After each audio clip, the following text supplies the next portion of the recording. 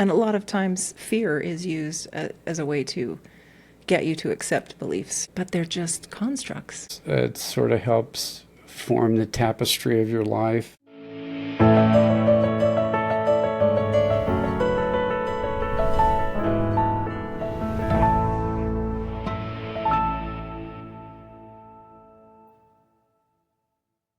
Welcome to the Awakened Couple Podcast. I'm Steph. And I'm Lane. And here we explore how relationship becomes a mirror for awakening, a path to deeper truth and real growth. Today we are exploring how belief and belief systems interact with the reflection process. So if this podcast resonates, subscribe and share it with someone. So we're going to start just a quick reminder of the three pieces that we've been working with. So this is the reflection process, which is a cognitive process. It's the thinking part of the brain that's kind of like the working memory or the RAM in a computer. Mm-hmm.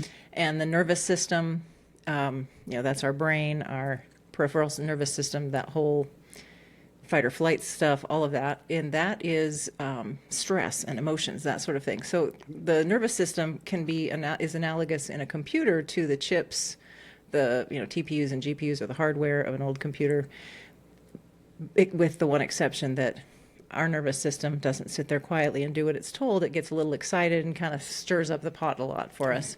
It goes off the rails. Yes, and narrows our choices down a lot. And today is belief, and that is the database. It's the weights and biases in a computer. So this can filter right off the bat, what we even are willing to let into our mind from an experience. So we have an experience, but what comes in can be filtered out by that. Yep. And immediately with the experience, practically. Yeah. So let's zoom in a little bit, like what We're going to do a little bit of a deep dive on beliefs. Yeah, what they are. Let's start with that. So what are beliefs? Well, they start as emotional conclusions within ourselves, and then... Yeah, I mean, they're like a big thing happens, something that hits you like, whoa, that was a lot. Makes an impression. Yeah, and sometimes you don't always can be kind of overwhelming. Yeah. And so you've got to kind of sort out what's going on and create a way to deal with it in the future. Yeah, so this is just an experience happening, and it's not a truth yet. No, but we do. They kind of function like a little program, like an app on your phone almost, that kind of automates things so that you don't have to sit and think through this whole reflection process, this whole cognitive process consciously every single time. It just makes it autopilot. Yeah. But yes, I think truth ends up becoming how we stick them in our minds. Like, this must be true, and therefore I will operate as if it's absolutely true and let this program run my life. Right. And with repetition, truth can be accepted as a belief. Belief can be accepted as truth. And vice versa. Yeah, and a lot of them actually get programmed into us by our families, by our cultures, religion. Environment at large. Yeah, media, schools. All of it. Yeah, exactly. So lots of sensory input from everywhere and data. So it's both conscious and unconsciously accepted into our brain. Yeah, and a lot of times fear is used as a way to get you to accept beliefs, right? Yeah. It's used as a tool sometimes. It hits that strong emotion, hits that nervous system so that you will pay attention and you want to make sure you know how to deal with this next time. So I don't want to go through that fear again. So yes, we'll automate this process. Right. So that touched on a little bit about how beliefs are formed. Yeah. So that was kind of an emotional experience that you just sort of touched on. So that's one way. They generally are. They generally are emotional. I mean, the ones that we hold on to the tightest anyway. Right. Right. And a lot of them are actually formed when we are too small to even, have any logic, or even before we have language. Reasoning ability, We yeah. may not even have language when some of this stuff gets programmed in, like we're just little emotional machines, and like something is so overwhelming to a little kid that they've got to make up some kind of a way to understand it and a way to handle it next time it comes up. Right. So within their own little minds, all kinds of stories can be created. Yeah, I mean, one example would be, and this is one of my favorites that I've uncovered recently, is I only get love if I fill in the blank. Mm-hmm. Yeah, if I do what everybody else needs me to do, or. And that was learned at a pre-verbal stage I think so. for you? Yeah. So sometimes we'll create beliefs to make some kind of sense out of a confusing situation. Yeah, that overwhelm, because overwhelm takes so much energy. I mean, I think most people can relate to being in a situation where your mind just kind of almost shuts down because it doesn't know how to handle it. And so it's got to make up some way to grapple with what's going on. And if you think that you're going to have to deal with this on a regular basis, then you need to set some program in your head that can understand how to deal with this each time and make sure you come out the other side safe. Right. So it takes a little bit of processing, but given a belief, that's just done maybe once or several times to reinforce a belief, and We keep reinforcing them, then it becomes like habit. Yeah, and we'll get to that, but like in the reflection process, it's actually happening. This experience, it might overwhelm our senses, and we don't know how to make a story out of it at first. Right. But we do know that we are overwhelmed, and that in and of itself is danger. Yeah. Just being emotionally overwhelmed, and so right at assess, we've gone danger, and we've tripped our stress response. So our strategies now again narrow down to fight, flight, freeze, or fawn, and we go into, because if this is a new situation that we've not dealt with before, we go into having to create a belief rather than just update one. But the more times it happens, the more we're reinforcing that belief, and an action gets kicked out, and every time that action comes out and it kind of works, it keeps you safe-ish. That leads to predictability, Exactly. which saves energy. Yes. All right. So why do beliefs exist? There's got to be a purpose.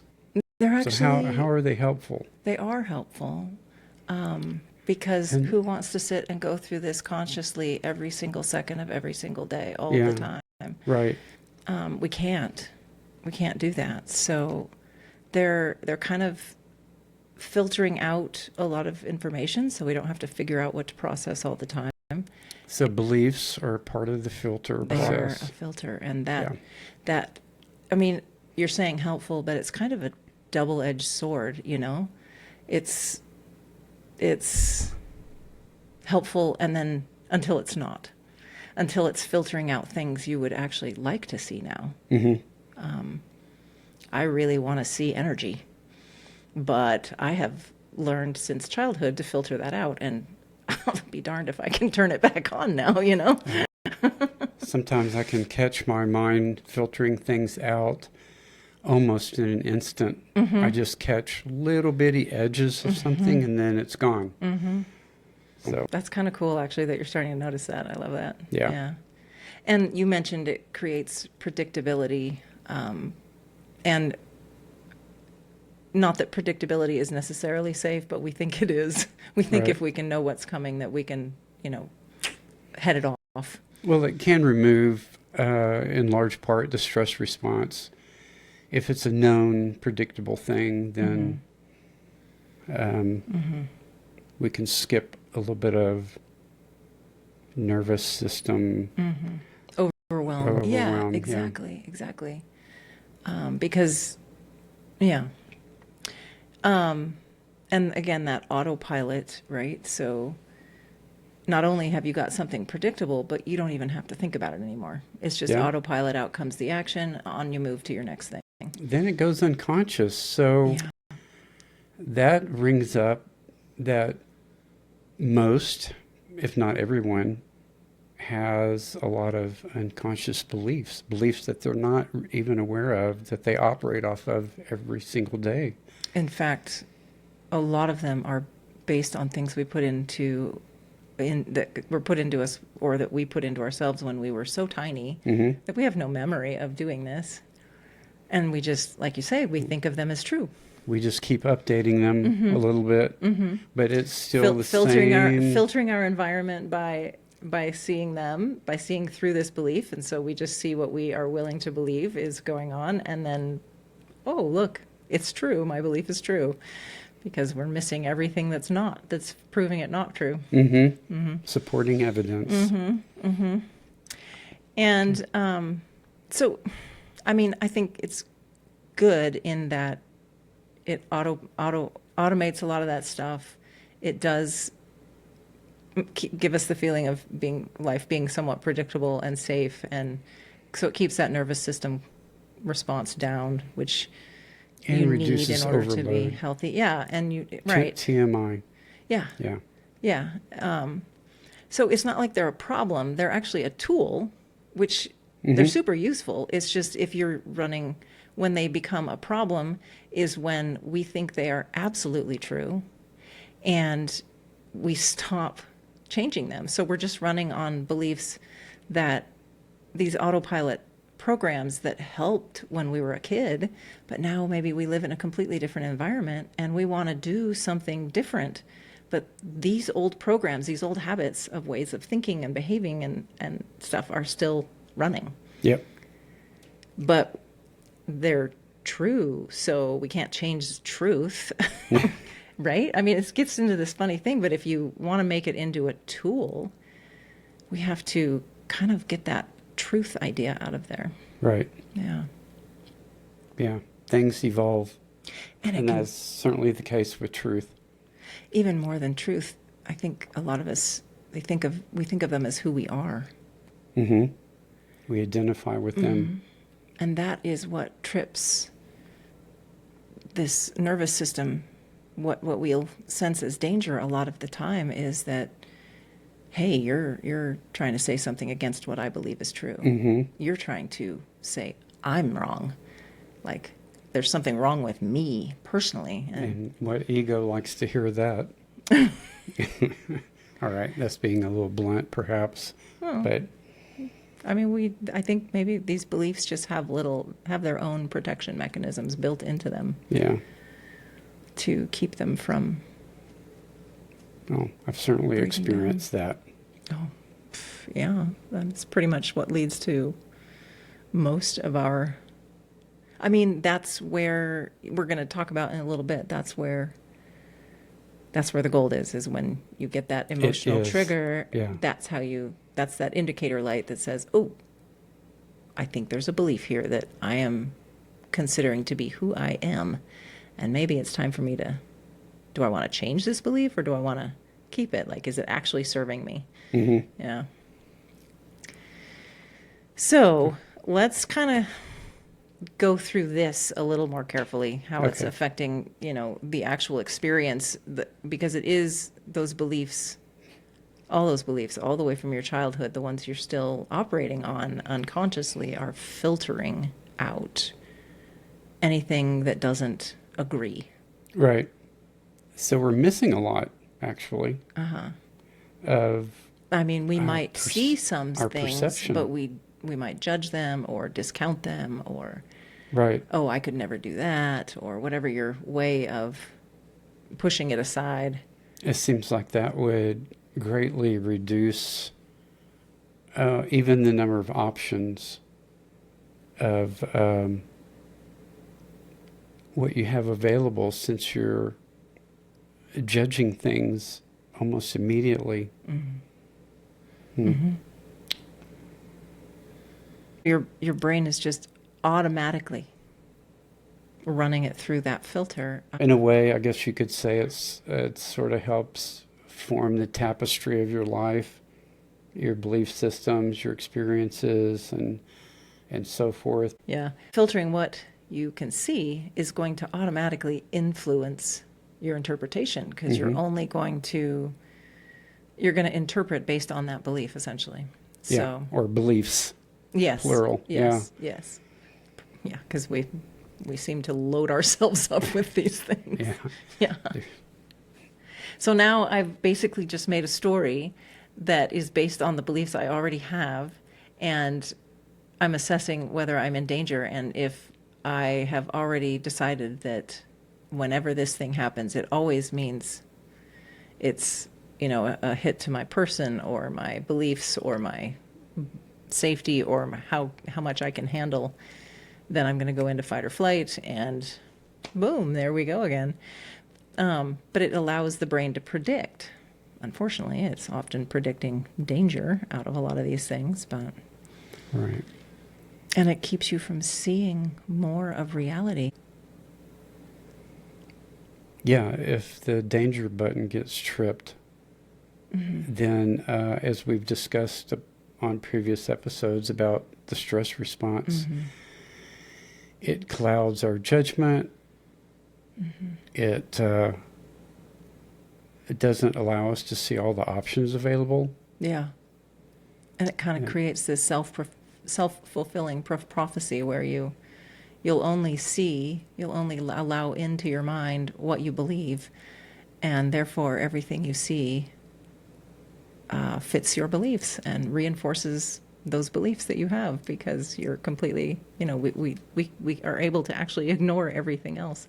And this is, an example of, I only get love if I, right? You have since the beginning loved me as me, not based on what I do. And it took me forever to even see that you felt that way. Like, I could not grasp that concept. It just could not get through my filter. I'm going to leave that alone, because I don't think I can top that off. It was pretty amazing. Yeah. And as you said, we're going to decide threat or safety based on our belief. We're going to decide the strategy based on the limited options that we believe we have. And then the behavior, we're updating the same beliefs, and the same behaviors are getting kicked out based on habit, on that program that's always running. And voila, you've just got, on the good side, if this is a belief that is working for you, then fabulous. You've got an automated process that works just the way you want. If you've got a belief that is now, that maybe worked for you when you were 9, but now you're 40 and it's totally not working in your life anymore. Like a lot of the beliefs I have had about myself and about what a partner means or what other people are going to expect from me, they just didn't fit with you. And so I've had to keep pulling them out one at a time and going, oh no, this doesn't actually work with you, does it? Okay, I got to change that one. So, yeah. Well, I'm willing to admit that as a young adult, I still had some behaviors that I had when I was a kid, like throwing a temper tantrum. Right. And that didn't work too well with other adults. So yeah, I can so remember having toddlers of my own and realizing at one point, I'm like, geez, I'm being more of a 2-year-old than you are. Okay, this is not cool. Yeah. All right, let's touch on beliefs and the nervous system. Yeah, we've kind of done that, how it triggers the nervous system, but the nervous system does make changing beliefs hard. Because our nervous system, it literally takes metabolic energy to, break apart all of these nerve connections and make new connections and move things around in your brain. That's energy. Yeah. And one of the things that the nervous system wants to do to keep you safe is to conserve your energy. That's just built into this equipment here. Which translates into don't change. Don't change your beliefs. Yeah. Don't change your thinking. Don't change your habits. Don't change anything. Yeah. So it does you've got to be willing to put that energy in. And, we will talk about how we can help each other with that, because we can. So, Yeah. It's doable. Yeah. We've all done it Yeah. to a degree. And not only is it an energy input, but there's that same problem we talked about where this is my identity. And I can remember when I had a huge shift with a really big belief about myself, and I was just, I can't even, it was amazing. I wish I could figure out what I did to just let this huge thing go overnight. I'm sure it didn't really happen overnight, but it felt like it. And I can remember that a few days later being like, oh, who am I going to be without this? Like, it was kind of a scary feeling. And this beautiful voice in my head said, anyone you want to be. And I was like, okay, actually, that's still scary. Hold on. But it was nice. Yeah. So That was a spiritual experience. it was a beautiful moment. Yeah. But that stress response, when it narrows down your thinking, it shuts down all of those cognitive parts of your brain. You're going into conservation mode, survival mode. So, and you've got to make a conscious choice to complete that stress response, like we talk about in the free PDF on the website. And you've got to make a conscious choice to put the energy in to figuring out what the belief is and what you would really rather put in its place. Yeah, we're going to cover digging that deep here in just a minute. Yeah. Yeah. Yeah. So, your entire system, your nervous system, your protective mechanisms, they are all preserving those beliefs like they are you. All right. Well, they're familiar. We identify with them. But they're just constructs. They're just conveniences. Things that you decided that you were going to label as a belief. And as a young child in particular, without any kind of training in that area, you just soak everything up like a sponge. And you make it truth. Yeah. No one ever corrects us that this isn't truth. This is just a learned pattern that is a convenience for now. I mean, kind of like, we have all these apps on our phone, and every now and then you got to go through and clean it out and be like, oh, that app does not work for me. I want one that does something that works better, right? So but it takes a little time, and so sometimes we put that off for a while. It's kind of the same idea. Yeah. Oh, a phone app. Okay. Yeah. Yeah. I can see that. Yeah. So what does it take to change a belief? tell us, Lane. Oh, okay. I'll list some things. So, Well, in awareness. order. Yes. First, you need to become aware of what belief you're talking about. So that's normally telegraphed in our behavior and even our speech patterns. And even just asking can kind of open the door to awareness. Like, instead of going, oh, why do I keep doing this? Why? Why do I keep doing this? I would actually really like to know, like, what is Get going on curious. here exactly? Yeah. And it's amazing. The answers will show themselves, not always in a fun way, but they will show themselves. You will get the reflections you need. And I would say that it helps tremendously to be open. And what I mean by that is be open to the idea that, and I don't use this word strictly, but wrong, that you could be wrong. You could be incorrect in your assumptions. So being open, I think, is important. Maybe when we say we are wrong, it's because we are identifying as that belief. That is me. And now I'm wrong. Instead of, well, that program isn't working anymore. Let me change that. yeah. Oh, look, it's- there's something that literally says that program isn't even true. So let's either update that or chuck it out and try a new one. Yeah, maybe I should have used incorrect. It's the same thing.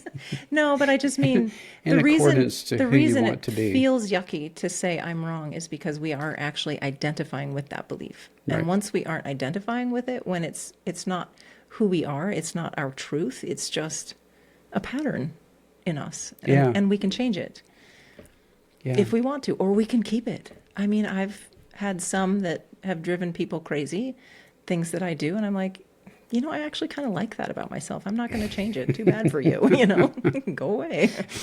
So, Okay. I mean, Don't change. See if I care. Get conscious about it, right? Make it a choice. Not, Yeah. I have to defend this just because it's in there and I think it's me. And yeah. So, in my bit of experience, I think it's a good idea to have, if you're going to change a belief, have a replacement in mind that you would like to put in place of it.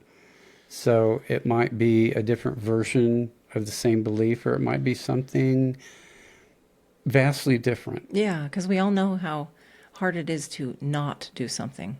Mhm. But to do something else, it's a lot easier. Yeah. Yeah. Right. Yeah. And And again, that energy piece, right? yeah, the energy. So it really helps at one point along this journey to have a partner. That is, I mean, that's our shtick. But there's a lot you can do on your own Oh, yeah. by just setting some time aside for yourself. I've done things just journaling, figuring out what's going on in me, I do like and rewriting to them. journal, but honestly, a lot of times I get more out of the conversations that we have, Yeah. and then just I feel safe around you now. And as you know, you've seen me break down and cry a number of times, so I don't hold back. I let things out, and that just kind of helps me It unloads excavate down to that. Yeah. like the core belief. I have even used ChatGPT. Mhm. I know that there's something going on here, but it is so scrambled, and I journal it all out, and I still can't make heads or tails of it. And so I will copy and paste all of that into ChatGPT and say, could you just put this in some kind of order that makes sense? And out will come logic. And I'm like, oh, I see what I'm doing. Okay, now I know how to change this.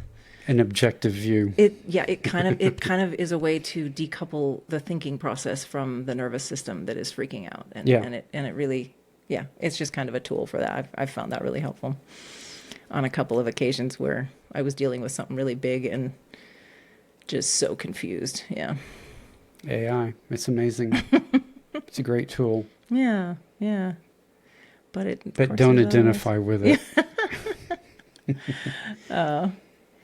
So, yeah, okay, we are talking about some practical applications that we have used. But basically, you were mentioning having the reflection. And the nicest thing about reflection is right here when you get triggered, emotionally triggered, stress response triggered, and you feel that, oh, I'm mad now, or I'm afraid, or something just got tripped. That is your indicator light. That is some part of you trying to protect. It might be trying to protect a belief. It might be a belief that you can't handle this, or a belief that you think is true, or you think it's who you are. And so that is now your opportunity to look at it, like, what belief is going on here? Stay open instead of just automatically going into fight mode. Like, what is going on here? And what belief might I be trying to protect? Because there might be something about it that's not serving me anymore, and that's why it's getting poked. Because Yeah. it's getting in my way, and so now it's coming up. I'm trying to become this, And it's getting in the way of that. And so this is my opportunity to adjust that belief to get me where I want to go. Yeah, if you happen to be on the spiritual journey, that trigger, it may be something that no longer serves that journey, and Spirit has pointed it out to you, has brought it into your awareness. And in that case, you've probably already got some beliefs in mind that, you're trying to replace it with already.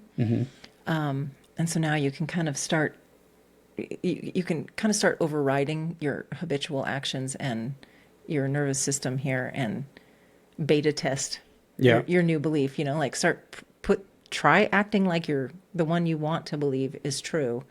Try acting like that and see what happens. See what comes back to you as the next. Take it all the way through this process, though. Okay.